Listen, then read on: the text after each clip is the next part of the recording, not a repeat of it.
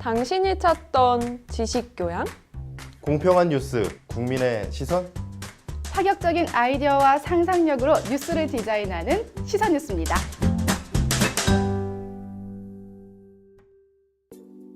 많은 엄마들은 모유수유가 아이에게 좋다는 이유 등으로 모유수유를 합니다. 그리고 모유수유를 하는 여성이라면 한 번 정도는 전몸살을 겪게 되죠. 전몸살이 오면 그 통증이 꽤 심해서 고생이 이만저만이 아니고 또 이 통증 때문에 결국 아이에게 젖을 먹이는 것도 중단하게 되기도 합니다. 전몸살, 그리고 이에 해당하는 병 중 하나가 바로 유선염인데요. 오늘 건강프라임에서는 모유수유를 많이 하는 여성에게서 생기는, 나아가 엄마들을 고통스럽게 하는 병, 유선염에 대해서 알아보겠습니다. 유선염은 유선, 다시 말해 유방에 있는 유관에 염증이 생기는 건데요. 이렇게 염증이 생기는 원인에 대해서는 여러 가지가 있을 수 있기 때문에 잘 알아야 하고, 또 그 원인에 따라서 치료하는 방법이 다르기 때문에 정확한 진단을 받는 것이 중요합니다. 그렇다면 유선염이 생기는 원인에는 무엇이 있을까요? 이런 유선염이 생기는 원인 중 제일 흔한 것은 세균입니다. 모유수유를 하는 여성의 경우 아이가 젖을 빨면서 세균들이 엄마의 젖꼭지를 따라 안으로 들어갈 수 있습니다. 이렇게 세균이 안으로 들어가게 되면 모유가 잘 나오지 않고 유관이 막히게 되는데요. 이는 세균이 자라기 좋은 환경이 되고 결국 세균이 증식하면서 염증이 생기게 됩니다. 두 번째 이유, 세균은 없지만 자신의 몸에 대한 항체가 생겨서 생기는 유선염도 있습니다. 이런 경우에는 사실 항생제로 인한 치료가 아니고 스테로이드 호르몬을 쓰게 되는데 재발이 잘 되고 유방 어느 부위에도 생길 수 있다는 특징이 있습니다. 그럼 유선염의 증상을 알아볼까요? 가장 흔한 것은 일단 통증입니다. 손을 대지 못할 정도로 아파하시는 그런 경우가 상당히 많고요. 눈으로 봐도 붉은 색깔, 피부가 붉은 색깔이 나게 되고, 또 어떤 경우에는 농양이 굉장히 크게 잡히게 되면 우리 흔히 보는 여드름과 같은 그런 농양이 굉장히 크게 생긴다고 보면 됩니다. 3cm, 4cm, 5cm 주먹만한 그런 농양이 생기는 경우도 있고요. 그래서 그런 만져지는 혹이 있다든지 혹은 붉은색 피부가 된다든지 또 만졌을 때 굉장히 아플 때 어떻게 보면 유선염의 가장 흔한 증상이라고 할 수 있고요. 또 유선염이 굉장히 심해지면 열이 납니다. 우리 감기 걸렸을 때 열 나듯이 38도, 39도까지도 열이 날 수 있어서 열이 나게 되면 상당히 진행된 유선염이라고 저희가 생각할 수 있겠죠. 유선염에 대해 좀 더 궁금한 점을 풀어볼까요?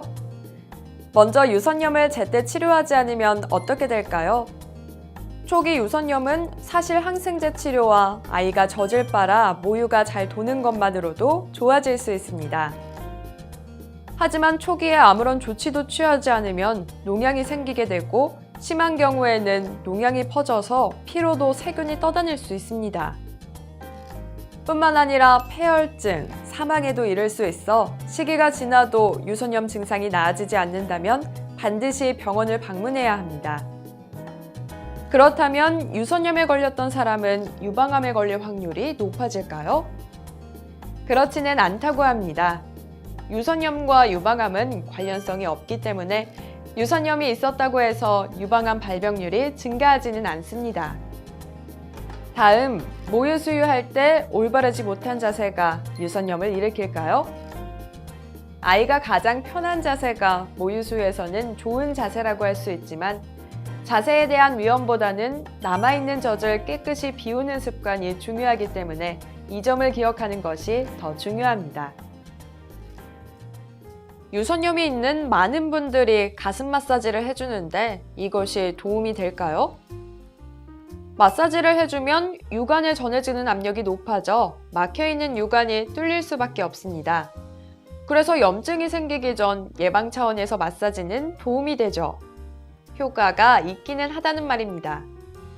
하지만 일단 염증이 생기게 되면 마사지만으로 해결할 수 없기 때문에 반드시 병원에 가는 것을 권합니다. 간혹 부은 부위에 양배추잎, 감자, 알로에 등을 덮어주기도 하는데 도움이 될까요? 아무래도 염증이 생겼을 때는 열이 발생하는데요. 알로에, 양배추잎 등 시원한 것들을 그 부위에 덮게 되면 열감을 낮추는 효과를 줍니다. 그래서 급한 염증의 경우 냉찜질을 하는 효과를 줄 수 있습니다. 마지막으로 엄마들이 가장 궁금해하는 유선염에 걸렸을 때 모유 수유를 해도 괜찮은가인데요. 전문가의 의견을 들어봤습니다. 사실은 환자분들이 굉장히 걱정하는 부분이고요. 모유 수유를 했을 때 이제 세균이 아이에게 넘어가서 아이들이 혹시 어떤 병에 걸리지 않을까라는 많은 걱정들을 하는데 사실은 관련이 없는 걸로 되어 있고요. 오히려 모유 수유를 열심히 해서 이렇게 고여 있는 부분에 이렇게 모유 수유를 열심히 하게 되면 고여 있는 곳이 뚫리는 효과를 저희가 받을 수가 있습니다. 그래서 모유 수유를 열심히 오히려 하라고 권장을 하고, 아이가 젖을 다 빨지 못하는 경우에는 유축기를 이용해서 남은 모유를 다 끝까지 짜내는 것이 어떻게 보면 유선염을 예방할 수도 있고 치료할 수 있는 방법이라고 할 수가 있겠습니다. 유선염을 예방할 수 있는 방법은 유두를 청결하게 유지하는 것입니다. 또한 모유 수유 중 젖이 유관에 고이지 않게 하는 것이 중요한데요. 잘 마사지를 하거나 모유 수유를 열심히 하거나 혹은 유축기를 이용하는 것이 도움이 됩니다. 그리고 유선염이 어느 선을 넘어가게 되면 민간요법으로 해결할 수 없기 때문에 이때는 꼭 병원을 방문해 전문의와 상담하시기를 권합니다. 지금까지 유선염에 대해 알아봤는데요. 유선염에 대한 궁금증 좀 풀리셨나요? 유선염 두려워하지 마시고 꼭 예방하시기 바랍니다.